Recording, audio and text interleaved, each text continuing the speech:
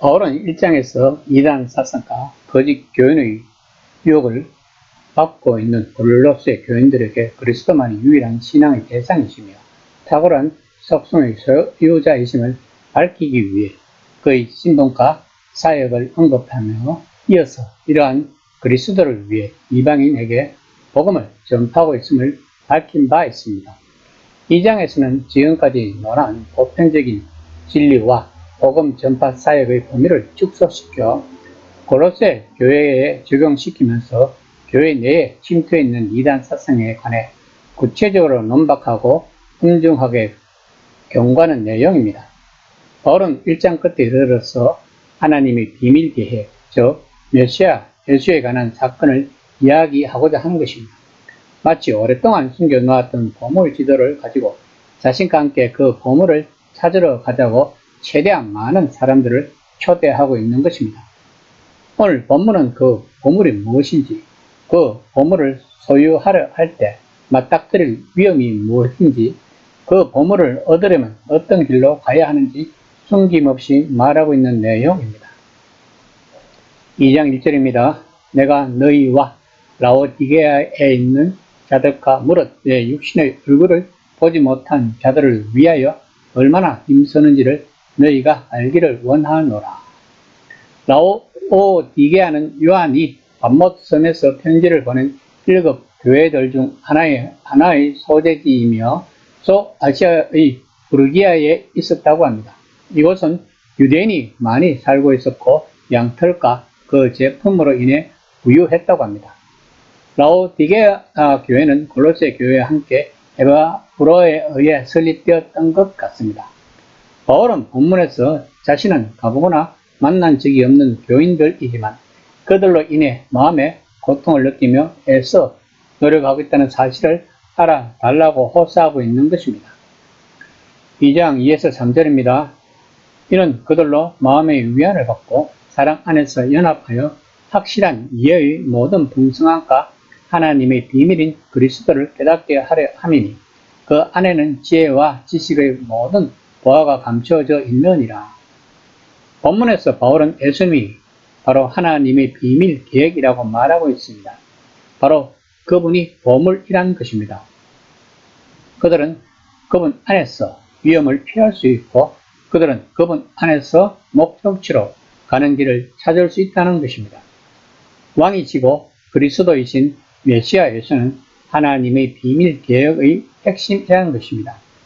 한 분이신 참 하나님이 온 세상을 구원하여 그분의 주권적 다스림 아래 있게 하신다는 것입니다. 그러므로 왕이신 예수는 우주의 중심이시며 생명과 우주의 열쇠이시며 보이지 않는 하나님의 형상이시며 진정한 인간 존재가 어떠한지를 알려주시는 단서란 것입니다. 그러므로 인간의 역경이나 고난에서든 또한 영적 체험이 필요한 것이든 메시아 예수는 원하는 사람에게 이겨낼 수 있고 경험할 수 있는 힘을 주실 수 있다는 것입니다. 이처럼 기독교는 그리스도이시다. 그분을 당신이 보는 세상의 중심을 두어야 한다는 것입니다. 그러면 세상은 더 이상 이해할 수 없는 방식으로 돌아가지 않고 이해될 것입니다. 그러므로 그리스도인들은 보물인 예수님을 찾아야 하는 것입니다. 그러면 보물을 얻게 될 것이고 보물 상자를 열어 탐색하는 데는 시간이 걸릴지 모르지만 그렇게 하면 그곳에 있던 온갖 지혜와 지식이 그분 안에서 온전히 이해된다는 것입니다. 2장 4에서 5절입니다. 내가 이것을 말하면 아무도 교만한 말로 너희를 속이지 못하게 하려 함이니 이는 내가 육신으로는 떠나 있으나 심령으로는 너희와 함께 있어 너희가 질서 있게 행함과 그리스도를 믿는 너희의 믿음이 굳건한 것을 기쁘게 봅니다. 본문에서 바울이 1에서 3절까지 말한 이유는 당시 이단들의 교묘한 말재주에 골로새 교인들이 미혹되지 않게 위함이라고 말하고 있습니다. 즉 보물을 찾는 사람들이 목표에 이르지 못하게 하려고 그들을 길에서 벗어나도록 유혹하는 사람들이 있듯이 바울은 어린 그리스도인들과 그리 어리지 않는 그리스도인들도 넓은 세상의 멸시와 조롱에 부딪히리라는 것을 잘 알고 있었던 것입니다. 이단들은 이렇게 말했을 것입니다. 십자가에 못 박힌 한 유대인이 세상의 주일 수 있을까?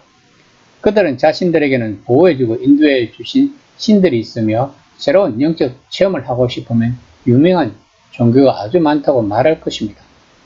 바울은 직접 그 어린 교회들과 같이 있을 수 없으므로 그들이 그러한 공격에 맞서 대회를 잘 준비할 수 있을지 염려하고 있는 것입니다. 마치 군인들이 적의 공격에 대비해 준비하고 준비 태세를 갖추는 것처럼 말하고 있는 것입니다.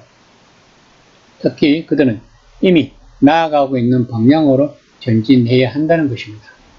2장 6에서 7절입니다. 그러므로 너희가 그리스도 예수를 주로 받았으니 그 안에서 행하되 그 안에 뿌리를 박으며 시험을 받아 교훈을 받은 대로 믿음에 굳게 서서 감사함을 넘치게 하라. 그리스도인이 되는 것은 자전거를 타는 것과 같습니다. 앞으로 나아가지 않으면 넘어진다는 것입니다. 그리스도인으로서 앞으로 가는 일은 다시 한번 그리스도 안에서 그 왕 안에서 앞으로 나아가는 것 이상도 이하도 아니라는 것입니다. 바울은 좋은 땅에 심긴 나무처럼 그분 안에 뿌리를 내려야 한다고 말하고 있는 것입니다. 또 단단한 기초 위에 차곡차곡 쌓아 올라가는 견고한 집처럼 그분 안에서 지어져야 한다는 것입니다. 그리스도인으로 걸어가는 단계마다 가장 절실하게 필요한 것은 왕이신 그분뿐이란 것입니다. 그러므로 그리스도인들은 예수님을 더 갈구해야 한다는 것입니다. 왜냐하면 그분이 모든 것이기 때문입니다. 또한 바울은 삶에서 감사가 흘러 넘치 한다고 말하고 있습니다.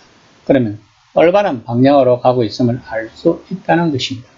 그렇게 함으로써 그리스도인들은 외부 사람들에게 매력적이고 즐거워 보일 수 있을 것이며 사람들은 전혀 새로운 삶을 사는 이런 사람들을 뺄떨떨하게 바라볼 것입니다. 이것이 복음을 퍼져나가게 하는 방법인 것입니다. 다시 말하면 오늘날 우리가 전도하는 방식인 것입니다. 전도는 곧 우리들의 삶이 표본이 된다는 뜻이라고 바울은 말하고 있는 것입니다. 이 시간 나는 나의 삶에서 감사함과 즐거움이 나타나고 있는지 한번 생각해 보는 시간이 되었으면 합니다.